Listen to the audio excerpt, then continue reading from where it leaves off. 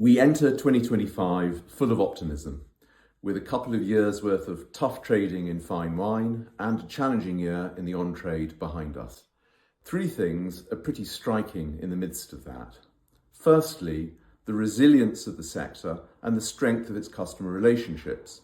The majority of wine businesses are toughing it out and adapting well to current trading conditions. Secondly, the planning and investment that's been going on throughout this period, concluding with a spike in technology investment intentions towards the conclusion of 2024, reflects faith in the future and a commitment to gear up for the next phase of the market.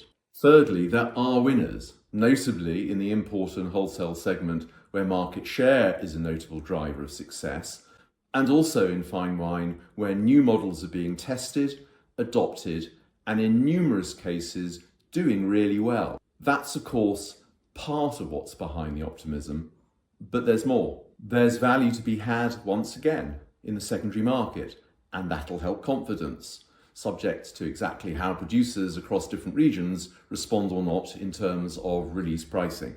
However, the Bordelais are going to be bringing prices down by a lot for the release of the 2024 vintage, which had its fair share of challenges, but is there bad wine being made anymore?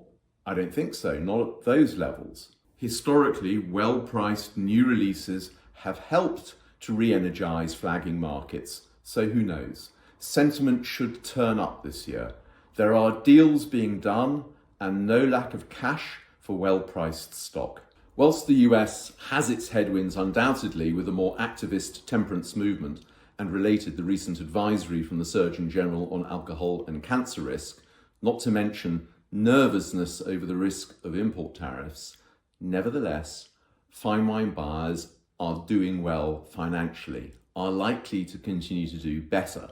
So I'd expect the USA to build on its 2024 market strength through 2025. Of course, there are some businesses who are financially stressed, but there are no lack of potential buyers or saviours, and we have been seeing a significant amount of M&A activity across all segments of the industry, ambition and investment that will reinvigorate our industry, refresh it. There's much talk of a changing market, adapting buyer behaviours, especially amongst new generations engaging with wine.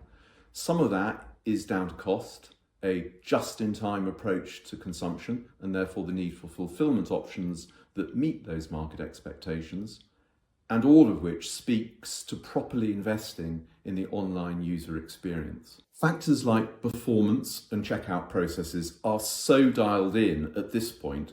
The differentiators lie in proposition, content, analysis, marketing, and relationship management.